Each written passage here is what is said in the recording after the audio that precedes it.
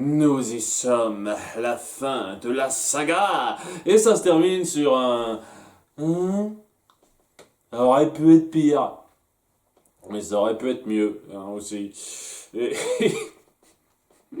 Avant de commencer, j'aimerais parler rapidement de la narration, une fois de plus, qui est faite par une voix connue, qui échange. Je me suis un peu renseigné, à part deux cas différents, on a toujours eu une voix de narrateur différente. Voilà, sinon, il y en a eu deux cas particuliers où il y a le même narrateur qui a fait deux films à la suite, mais sinon c'est toujours un narrateur différent par film. Ce qui fait qu'on a eu donc droit à 12 narrateurs différents pour tous ces films. Et waouh, sacré exploit, sacré exploit. Belle diversité, hein, belle diversité. Et ouais, ce coup-ci on a Benoît Alman, on termine pas avec le pire, hein, c'est sûr. Et sinon, ouais, c'est le même principe, seulement la narration, ça va plutôt être, de façon un peu exceptionnelle, un résumé des épisodes précédents. Parce que ce coup-ci, il y a un certain lore à suivre, et donc il faut un petit peu expliquer. Et encore, ils expliquent pas tout, hein. Je reviendrai un petit peu sur les trucs qui sortent de nulle part, pour lesquels il faut avoir suivi la série, parce qu'on en a parlé. Mais le fait est, quoi, il explique que Petit Pied a trouvé la vallée des merveilles avec ses amis, mais un beau jour, il a fini par retrouver son père Brown, et avec qui il n'a pas pu rester parce que voilà, il voulait rester avec ses grands-parents et ses amis. Mais de temps en temps, tous les ans, son père vient lui rendre visite parce qu'il émigre avec son troupeau et voilà, c'est un truc annuel. Ça fait combien d'années qu'ils sont là, bordel de merde? Ils ont toujours pas grandi d'un pouce, putain. Ça n'a aucun putain de sens. Bref, voilà, c'est le topo. Et c'est plus ou moins ça, quoi. La narration, c'est juste, on résume les choses importantes à savoir. Sachant qu'on résume pas tout, puisque on va également avoir droit à une nouvelle situation dans la Vallée des Merveilles liée à la série. Puisque on a deux nouveaux amis un peu réguliers de nos camarades qui sont présents. Le premier étant Gobber, le second étant une espèce de créature rose qui s'appelle Ruby. Je suis sûr que cette créature existe, mais ça me surprendrait qu'elle ait vraiment eu une peau de cette couleur-là. Et donc, ouais, c'est la nouvelle amie dont on a parlé quelques fois en commentaire, qui se sont faits durant la série. Et vous savez quoi, j'ai pas trop de problème à accepter ça, ça s'intègre bien. Le problème que j'ai, c'est... Gobber est accepté dans la vallée des merveilles tranquillou maintenant. Ça, c'est un truc de la série, ça aussi, ça a été montré parce que ça fait super zarbe, hein. J'adorerais voir l'épisode en question. Enfin, j'adorerais pas, parce que ça m'a l'air d'être un épisode complètement forcé sur l'acceptation, tout le monde doit vivre ensemble, tout ça, ultra facile et grossier. Je trouve quand même qu'une des forces du cinquième opus, en dépit de ses défauts, c'est d'avoir su traiter un petit peu le cas Gobber avec l'idée que on ne pouvait pas vivre régulièrement avec lui. On ne pouvait pas avoir une relation où on se fréquente tranquillou et tout le monde l'acceptera comme ça. C'est difficile. Donc ils se disent au revoir à la fin du film en promettant de se retrouver un jour, mais en gardant en tête que ça sera quelques occasions rares et leur amitié ce sera surtout à distance en se souvenant un petit peu des bons moments. C'est un peu ça, quoi. Il y a quand même cette reconnaissance du fait que c'est difficile dans le cadre qu'on instaure d'arriver à vivre ensemble. Et je suis désolé, j'ai du mal à croire qu'on puisse amener de façon un tant soit peu acceptable et bien ficelée le fait que tout le monde accepte Gobber dans la vallée des merveilles. Mais vraiment, quoi, il traîne avec tout le monde, il est content. Ses parents, ils sont partis en vacances. Je sais pas où ils sont morts, ses parents, maintenant. C'est peut-être la seule chose qui pourrait justifier ça. Ses parents sont morts. C'est l'épisode ultra dramatique de la série pour Mioche de 5 ans. Oui, les parents de Gobber sont morts. Et maintenant, après avoir fait des pieds et des mains pendant l'épisode, nos amis ont fini par le faire accepter dans la vallée des merveilles parce qu'il bouffe que des insectes. J'ai du mal à y croire, honnêtement, mais c'est le seul truc qui aurait du sens. Mais bien sûr que non, quoi. Ça doit être une connerie du genre, ses parents le laissent là parce qu'ils partent un petit moment. Genre, il nous a dit qu'il aimait bien, il y aurait avec ses potes, donc on te laisse traîner avec tes potes régulièrement, et puis on vient te chercher, et puis on est content, quoi. Bonjour, monsieur dont je vais croquer les congénères dans pas longtemps, ça va? Et sans doute ce genre de conneries, quoi. Ça, c'est le truc qui me gêne le plus. Hein. Le fait qu'il soit fait une nouvelle amie hors champ, je veux bien. Hein. Ça me gêne pas plus que ça, mais c'est juste gober, quoi. Et on essaiera de jouer un tout petit peu sur lui de façon totalement inutile, mais on en parlera de ça. Le fait est qu'il est super content, petit pied, parce que c'est la période de l'année où son père va finir par passer dans la vallée, donc il pourra traîner avec lui. Et donc ses amis sont contents, il y a des nouvelles choses qui arrivent, ils chantent. Il y a Becky qui attend des frères et sœurs, il y a une nouvelle portée d'eux de la part de sa mère. Ça porte absolument que dalle. Peut-être pour le 15e film, ça jouera un rôle. Allez savoir, hein. De toute façon, s'il n'y a pas un 15e film, à moi la peur, hein. C'est clair qu'il y aura un 15e film. Ouais, j'aurais dû en parler depuis le début, ça aussi. C'est un film un peu particulier, pour deux, trois petites raisons que je pointerai, mais surtout parce que c'est déjà une suite de la série. Autant les 13 premiers films, ça se faisait indépendamment de la série. Si ça se trouve, la série n'était même pas vraiment faite à ce moment-là, ou peut-être, mais bon, ça se fait totalement indépendamment de la série. Il n'y avait pas besoin de suivre la série pour suivre quoi que ce soit, hein, il fallait suivre les films seulement. Là, c'est vraiment à part pour ça. Et aussi, c'est le seul film disponible sur Netflix. Et on sent qu'il y a une patte un peu différente. Alors je sais pas, j'ai pas fait gaffe à qui a produit quoi, honnêtement. Sérieusement, j'ai pas que ça à foutre de la société de production derrière chaque film, le petit dinosaure. Mais on sent que c'est pas la même production, hein. En tout cas le même studio exactement qui a fait ça, parce que c'est plus lisse dans le trait, et ça change un tout petit peu l'esthétique globale. Donc ça se ressent un peu, on sent que le film est à part, et ça doit être pour ça qu'il est sur Netflix. Par contre, la série n'est pas sur Netflix, dernière fois que j'ai vérifié. Donc là, si on veut comprendre pourquoi il y a ça qui s'est mis en place avec Gober et Ruby, bah, on peut aller se faire foutre, hein, t'as seulement le film. On achète les droits que du film, hein, la série, merde. Hein. Donc, voilà, c'est juste pour dire, le fait est qu'il est super content, petit pied, parce qu'il va retrouver son papa. Tout le monde chante une chanson sur les événements super qui arrivent aujourd'hui, sachant qu'il n'y a rien à part la naissance des frères et sœurs de Becky et Pointu. Ses autres frères et sœurs, ils sont où au passage? Il y a que ces deux-là qui surveillent le nid. C'est un détail à la con, mais on s'en fout. On s'en fout royalement, ils sont là, c'est eux, histoire de dire. Je comprenais vraiment pas pourquoi vous avez rajouté ça, à part pour rajouter des paroles à votre chanson d'intro qui est vraiment pas fameuse. Le fait est qu'il est trop content de retrouver son père, seulement il y a un petit problème. Il y a toute la troupe qui est venue, sauf Bron, et plutôt que de demander à un des 12 000 dinosaures qui sont présents, on va parler bien entendu à l'ahuri de service. Une espèce de dinosaure à plumes, je sais même pas si c'est un dinosaure exactement, hein, je suis sûr qu'on me reprendra là-dessus, qui est une espèce de proto-Guido. En fait, dans le design, c'est très réminiscent de Guido du 12e film, et limite, ça aurait peut-être été plus intéressant de faire en sorte que ce soit Guido. Genre, il a trouvé sa place en suivant tout le troupeau de Bron, et il reviendrait en parler à ses amis lorsque ça se produit. Comme ça, il y aurait une attache particulière qui se ferait. Il a même le même maniérisme que Guido, c'est un peu dingue, je trouve. En tout cas. Voilà, il dit c'était le bordel là-bas. Il y a eu la montagne de feu qui a craché, et donc il y a un volcan qui est entré en éruption, et donc ça a foutu le bordel. Tout le monde était complètement paniqué. Il y avait que Bron pour indiquer le chemin à travers les coulées de lave. Personne ne pouvait se dire ah oui tiens la lave coule à certains endroits, il faut qu'on la contourne. Non, il y avait que Bron, le grand chef intrépide, pour dire hey, faites en sorte de marcher à côté de la lave.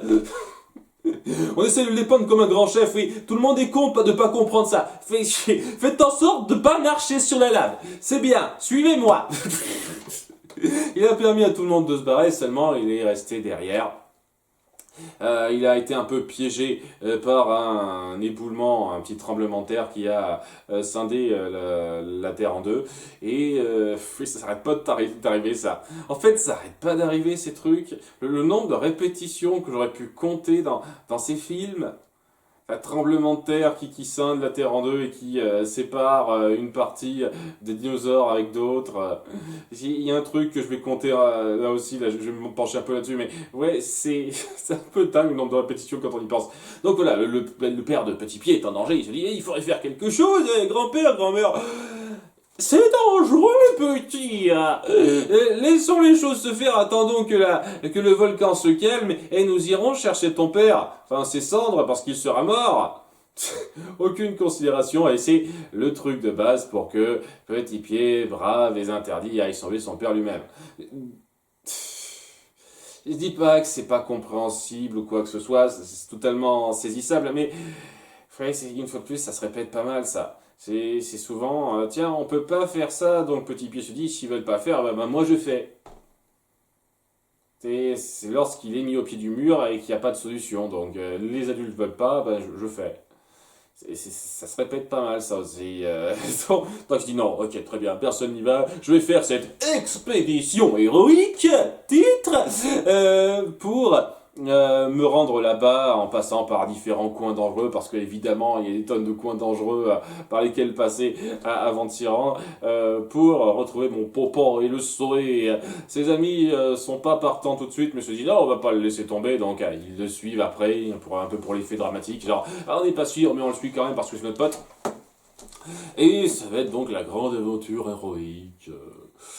Où ils passeront par différents endroits et ce sera du gros cliché en fait. On commence par ma répétition préférée avec un grand ravin qui se trouve devant eux et plutôt que de le contourner comme Cyril propose, il y a Petit Pied qui a l'idée d'utiliser un tronc d'arbre comme passerelle. Ah là là, c'est la première fois que je vois ça dans vos films. C'est un pari entre tous les créateurs derrière cette franchise en fait. On essaye de fourrer le plus possible ça, parce que... Waouh! Le nombre de fois que c'est tombé. Donc, ouais, il y a ça, il faut tomber un arbre, il faut une passerelle. Et à un moment donné, juste après, ils passent par la vallée des dents tranchantes à plumes, comme ils les appellent, d'autres dinosaures carnassiers, et ils savent pas ce qu'ils vont faire, mais c'est là qu'ils tombent juste à côté, comme par hasard, sur un étang avec des plantes qui puent, des plantes puantes. Je sais pas, est-ce que c'est les mêmes plantes puantes que dans le 5e film, justement, là où ils se sont cachés lorsque Gober leur a dit personne ira vous chercher là. Peut-être, peut-être pas. Disons qu'on n'appuie plus le côté puant dans ce film-là. Et on fait même toute une chanson là-dessus.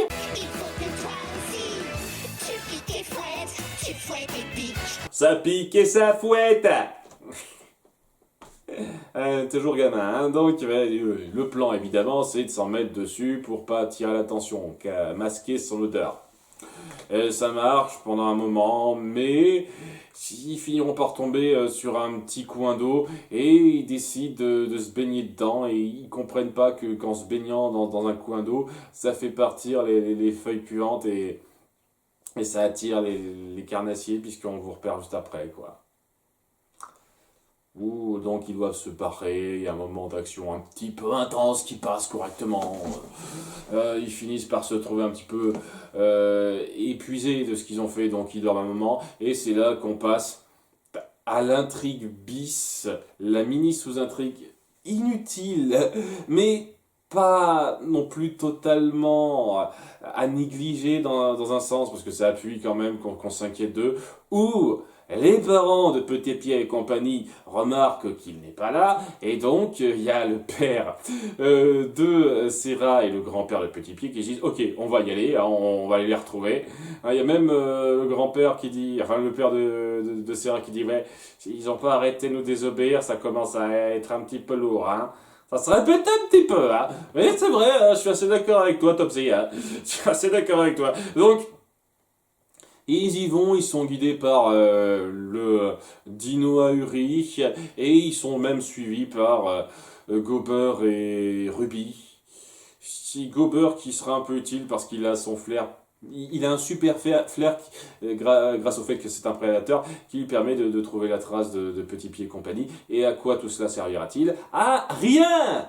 Ils n'apporteront absolument rien à l'intrigue, mais ils rempliront 5-10 minutes de film, donc... ouais, c'est pratique, c'est pratique.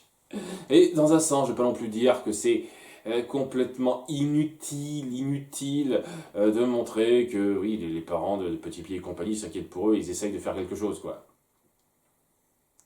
Mais ça aurait été cool de faire en sorte qu'ils aient un petit rôle actif à la fin, qu'ils finissent par rejoindre un petit peu notre groupe à la fin et qu'ils participent au sauvetage du père de Petit Pied. Mais étant donné qu'ils servent à rien, c'est un peu dommage. C'est un peu dommage de ne pas en faire un peu plus, quoi.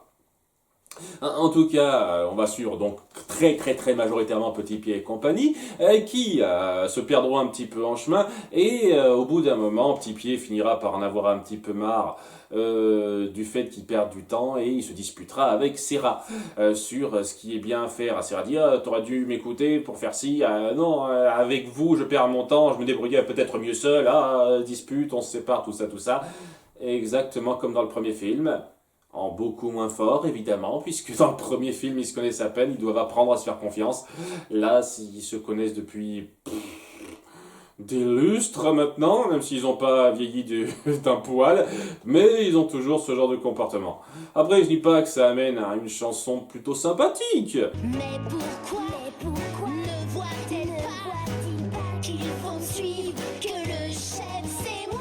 J'aime bien la mise en scène un peu en fenêtre entre deux, et ils chantent très correctement, mais c'est du déjà vu. C'est ça le truc, c'est du gros cliché. C'est le cliché des plantes puantes, le cliché de l'arbre, le cliché on se dispute et on va se séparer un moment, tout ça. On va avoir un autre cliché parce que là ils vont se séparer, il va y avoir une tempête de sable, va y avoir d'un côté donc Serra et compagnie qui seront ensevelis sous le sable, Petri qui sera un petit peu éloigné, mais il tombera sur des petites créatures et qui l'éliront roi rapidement parce qu'il a la capacité de faire tomber des fruits des hauts arbres. Donc, t'es notre roi maintenant, c'est du gros gag sans intérêt, et c'est ce genre de principe de gag que j'ai vu tonnes de fois, c'est super cliché. J'ai oublié d'en parler, mais contre les dents tranchantes de la vallée précédente, ils ont utilisé le bon vieux coup de la corde. C'est ultra typique. Et c'est pas la chose la plus recherchée. On sent qu'ils reposent sur des acquis faciles. Vraiment faciles pour remplir leur film. Et ça rend pas ça très notable. Vraiment. Donc, de leur côté, ils finissent par se retrouver, nos amis, avec le gros gag qu'on étire bien autour de Petri, roi des mini-machins. Et Petit Pied, lui, va se retrouver bloqué dans une grotte avec une ptérosaure qui s'appelle Eta et qui n'entend pas très bien le nom de notre héros tout de suite. Enchanté de te connaître, Pithiviers. Merci pour la référence à la 7ème compagnie, c'est pas banal. Bon, c'est un personnage plutôt sympathique. Elle a une petite excentricité, mais elle n'est pas désagréable. C'est pas une espèce de gros bouffon comme le blaireau proto Guido là. Et elle a même une chanson sympatoche. Cherche la lumière, l'étincelle légère, une lueur d'espoir pour sortir de l'ombre noire. Attendez, ça fait 4? Il y a 4 chansons dans une suite, le petit dinosaure? Vous avez brisé la règle? Ah, c'est clairement le dernier là. C'est clairement le dernier. 4 chansons au lieu de 3, mais qu'est-ce que c'est que ce bordel? C'était une règle. Vous étiez fixé à cette règle pendant 12 suites, et là, vous dites merde, une de plus. Vous avez sauté le requin là, totalement, hein. C'est fini. Ouais, ça fait un peu bizarre quand même, je vous cache pas. Tu te dis, oh ouais, 3 par 3 à chaque fois, et là, non, 4. C'était le bonus. Donc ouais, sa chanson est pas mal, c'est histoire de redonner morale à Petit Pied parce qu'il se croit un peu perdu puisqu'il est bloqué là-dedans. Mais grâce à elle, il finira par retrouver courage, espoir, tout ça. Il verra un lit de rivière qui conduit quelque part, juste avant de retrouver ses amis par pure coïncidence. Non mais vraiment, ils sont en train d'échapper à un dent tranchante et ils se sont réfugiés dans un coin où, comme par hasard, il y a un trou qui mène pile poil juste à l'endroit où se trouve Petit Pied et Eta. Et ça tombe bien, quoi. Hein. Donc, voilà, ils se retrouvent, c'est les excuses, les réconciliations, balababa, les trucs ultra basiques vus 50 fois. Et ils suivent le courant dans cet endroit où on essaye de rendre le tout lumineux, même les champignons sont lumineux. suis pas sûr que ce soit une bonne chose de les bouffer, pointu, mais si tu veux, on va dire que ça passe. Et ils finissent donc après coup par ressortir et se retrouver devant le volcan, enfin, où le père de Petit Pied est en mauvaise posture parce qu'il est bloqué, la patte coincée sur un petit bout de terre en plein milieu de la lave. Et bien entendu, il devrait crever de chaud, littéralement crever de chaud, mais comme d'habitude, c'est un dessin animé, donc la lave, tant qu'elle ne vous touche pas directement, n'est pas dangereuse, évidemment. En fait, c'est même plus que ça, puisque il y a le plan de Petit Pied qui consiste à faire tomber tout un petit coin d'eau pour être déversé sur la lave et la faire durcir, et en marchant là-dessus, ce n'est plus chaud. Je ne suis pas un expert, mais je pense que ça doit être brûlant encore de marcher là-dessus. Il doit y avoir encore de la lave en fusion par-dessous, quoi. Hein, ça n'a pas du tout solidifié. Mais bon. Détail, c'est pas grave. Hein, c'est des conventions presque de dessin animé. C'est pas le plus important. Avec un petit peu le travail d'équipe et un peu d'ingéniosité, ils finissent par sauver le papa de Petit Pied avec un peu de suspense. C'est tout à fait acceptablement fait, ça aussi. Et tout le monde est heureux, on se regroupe. Il y a donc le père de Serra et le grand-père de Petit Pied qui rejoignent toute cette bande et on est content. C'est bien ce que tu as fait, tu as pu sauver ton papa, on rentre chez nous. C'est une grande aventure qu'il a vécue. Merci, au revoir. À bientôt pour le 15e film. Qui j'espère ne sortira pas trop tôt parce que j'ai envie de faire une pause. C'était donc la fin de cette saga Le Petit Dinosaure et c'est clair et net que c'est mieux de terminer là-dessus que sur le 13e. Hein. Mais c'est pas fameux non plus, hein, qu'on se soit bien d'accord. C'est très cliché, ça s'étend pas mal pour pas grand-chose. Il y a pas mal d'à côté qu'on aurait pu virer facilement sans que ça change quoi que ce soit. Et qu'on se soit bien d'accord dans ce genre de cas où c'est une expédition pour sauver quelqu'un.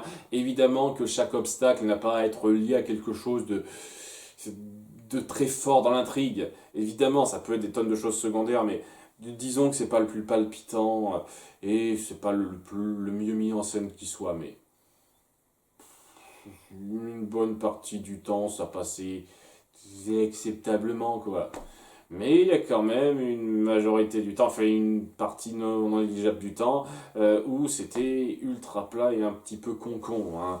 Vraiment, certaines choses étaient un petit peu abusées et c'était pas non plus sans sas. Hein. D'ailleurs, en parlant de sans sas, on a même un petit peu trop, je trouve, de références humaines que, une fois de plus, ces dinosaures-là ne devraient pas avoir. Du genre de sous Guido qui dit Top là! Topez là. Non, ça passe pas, ça passe pas. Hein. Ce genre de choses n'aide pas. Et il y a un petit truc, il est passé où, fonceur? Et il a été bouffé entre les films, durant la série aussi, parce que je sais même pas si Bron apparaît durant la série. C'est pas impossible qu'il apparaisse durant la série, Bron, mais en tout cas, Fonceur n'est pas apparu du tout. Alors que ça devrait être le premier à se joindre à notre équipe pour essayer de sauver son papoun, mais bon, hein, il n'existe plus, Fonceur. Hein. Le fameux fils adoptif qui a un petit peu remplacé Petit Pied, non, il n'existe plus. Ça aurait été un truc logique à reprendre, mais non. C'était un peu plat, surtout plat sur les bords, mais c'était pas affligeant, c'était pas le pire.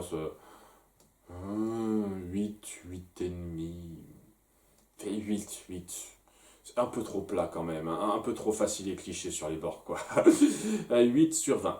On termine pas sur le pire, on termine pas sur le meilleur, mais on termine, c'est déjà ça. Alors, en toute sincérité, pour moi, c'est une saga qui aurait pu se terminer au 10. Et je vais essayer même... J'ai fait un petit peu le même effort d'imagination, la même pirouette d'imagination que pour certaines séries dont j'ai parlé, où on peut s'arrêter à un certain degré, à un certain niveau et dire que ça s'est pas passé après. J'en ai déjà parlé à quelques moments. Et là, j'ai envie de m'imaginer que ça s'est terminé au 10e opus. Et pour les problèmes que j'ai avec le 10e opus, ce que proposait le dilemme de fin était quand même très intéressant. Et si on partait sur ce dilemme de fin, et qu'on disait qu'en fait, Petit Pied avait choisi d'être avec son père plutôt que de rester à la Vallée des Merveilles. en disant que le monde est en constant changement, que les amis seront toujours présents les uns pour les autres, ils penseront toujours les uns aux autres, et en disant que voilà quoi, la vie continue, la vie évolue, on se retrouvera dans le futur. Ça aurait pu être ça. Ça aurait pu être ça la fin de ce film, et ça aurait fait une belle conclusion.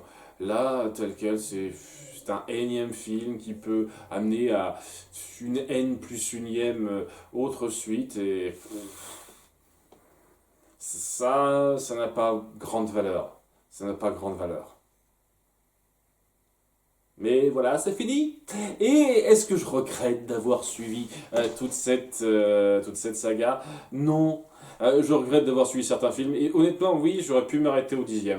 Je pense que le 10e aurait pu être la grande conclusion. Et ça aurait fait un chiffre rond. Et ça aurait été pas plus mal. Donc oui, jusqu'au 10e, je regrette pas d'avoir suivi ça parce qu'il y avait toujours au moins un peu de bonnes idées à voir là-dedans. Et à part le second qui était vraiment chiant comme la pluie, c'était pas ultra irritant non plus. Mais puis à partir du 11e, il y a eu beaucoup trop de choses à redire. Et c'est clair et net que les opus 12 et 13, je m'en serais clairement passé, hein, clairement passé. Mais c'était quand même sympathique de voir ce que ça pouvait proposer. Certains thèmes abordés qui pouvaient être plutôt intelligemment faits. Et rien que pour le 9e film, ça valait un peu le coup. Et même un petit peu pour le 7e. Le délire des dinos de l'espace, je vous jure, c'est quelque chose. Hein. Ça me restera toujours dans le crâne, ça.